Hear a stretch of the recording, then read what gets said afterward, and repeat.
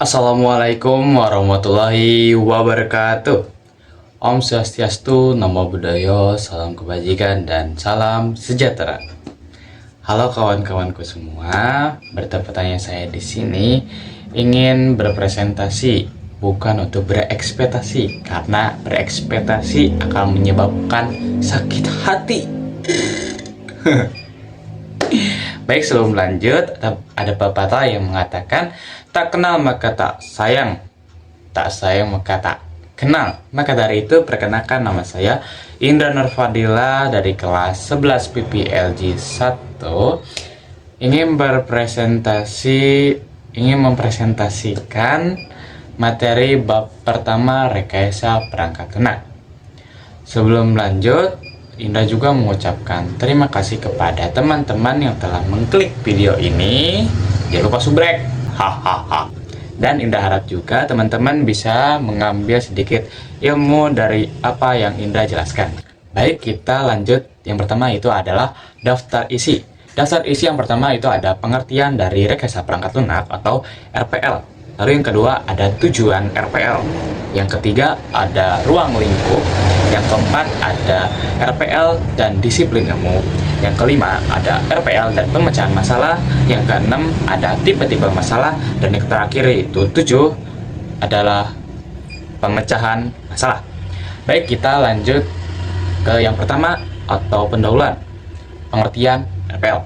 Istilah RPL secara umum disepakati sebagai terjemahan dari istilah software engineering. Software engineering mulai dipopulerkan pada tahun 1965 pada Software Engineering Conference yang diselenggarakan oleh NATO. Di sini juga ada perbedaan tentang perangkat lunak, program, dan prosedur. Perangkat lunak adalah seluruh perintah yang digunakan untuk memproses informasi. Perangkat lunak dapat berupa program dan prosedur. Nah, program itu adalah sekumpulan perintah yang dimengerti oleh komputer. Sedangkan prosedur adalah perintah yang dibutuhkan oleh pengguna dalam memproses informasi. Kita lanjut ke tujuan RPL. Di sini ada bentuk segitiga yang menunjukkan tentang RPL atau tujuannya. Tujuan yang pertama itu adalah memperoleh biaya produksi perangkat lunak yang rendah. Jadi rendah, yang nggak tinggi, nggak mahal gitu biayanya. Selanjutnya, menghasilkan perangkat lunak yang kinerjanya tinggi, pandai, dan tepat waktu. Di sini mohon maaf, Indra typo di PPT-nya. Kita lanjut yang ketiga. Yang ketiga itu adalah menghasilkan perangkat lunak yang dapat bekerja pada berbagai jenis platform. Jadi perangkat lunak itu berfungsi di berbagai platform. Contohnya itu di media sosial, contohnya ya, di Facebook, IG, WhatsApp, dan lain-lain, yang pastinya berdampak positif. Lanjut, yang keempat itu adalah menghasilkan perangkat lunak yang biaya perawatannya rendah gitu. Jadi perawatannya itu nggak mahal-mahal, yang rendah, tergantung perangkatnya. Otomatis semakin perangkatnya besar gitu, maka perawatannya juga butuh besar. Baik, kita lanjut ke ruang lingkup rekayasa perangkat lunak. Software engineering. Oke, di sini dikelilingi oleh ruang lingkup. Yang pertama ada software requirement, ada software design, ada software construction, ada proses, software quality, tools and method, management, configuration management, software maintenance, dan software testing. Nah, di sini ada sekitar 10 ruang lingkup rekayasa perangkat lunak.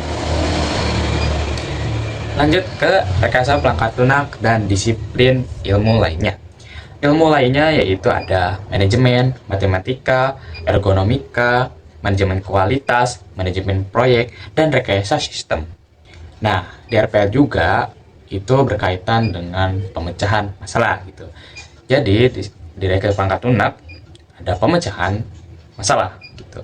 Secara konsep, rekayasa perangkat lunak memiliki kedekatan dengan prinsip-prinsip pemecahan masalah. Nah, masalah dan gejala itu berbeda.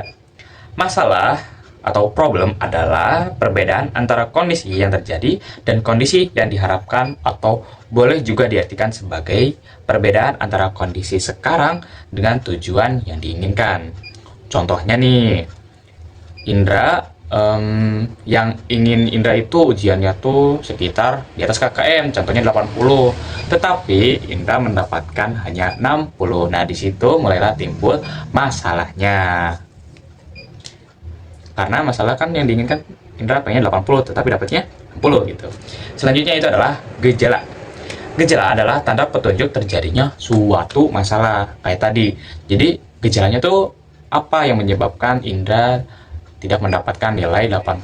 Gejalanya contohnya Indra tuh tidak menghafal sebelum ujian atau tidak berdoa gitu.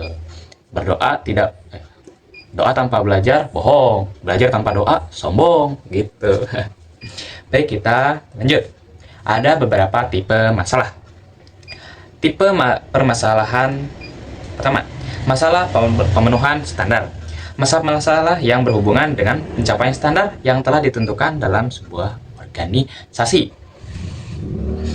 Selanjutnya, masalah pemilihan alternatif. Nah, masalah ini, masalah dalam kelompok, berhubungan dengan bagaimana memilih solusi terbaik dari berbagai alternatif berdasarkan kriteria tertentu. Jadi berkelompok gitu masalahnya. Lebih tepatnya kayak berdiskusi dalam kelompok. Selanjutnya yang ketiga, masalah pemenuhan kepuasan konsumen. Ada organisasi-organisasi yang bersifat profil atau mencari keuntungan. Masalah-masalah pada kelompok ini merupakan tipe yang sering kali muncul. Yang keempat, masalah pencapaian tujuan. Tipe ini mirip dengan tipe pertama, yaitu masalah pemenuhan standar. Yang berbeda adalah pada tipe ini tujuan yang ingin dicapai dapat berubah-ubah dan bersifat jangka pendek. Gitu. Lanjut, kita ke penyelesaian masalah atau pemecahan masalah. Pemecahan masalah adalah sebuah proses di mana suatu situasi diamati, kemudian bila ditemukan ada masalah, dibuat penyelesaian dengan cara menentukan masalah, mengurangi atau menghilangkan masalah, atau mencegah masalah tersebut terjadi. Kayak tadi, Indra kan pengennya 80, tapi dapatnya 60 tuh nilainya.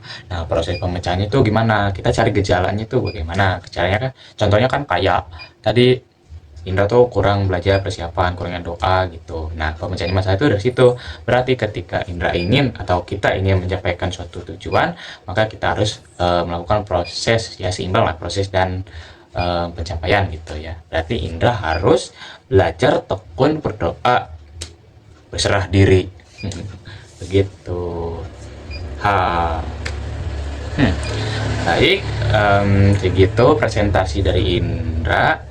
Apakah ada yang bertanya? Jika ada yang bertanya, tulis di kolom komentar.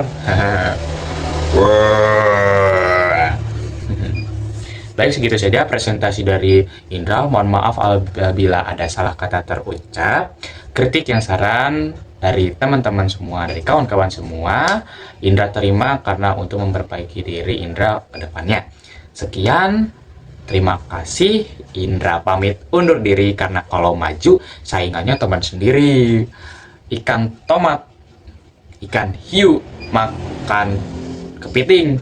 Thank you for everything semuanya. Wassalamualaikum warahmatullahi wabarakatuh.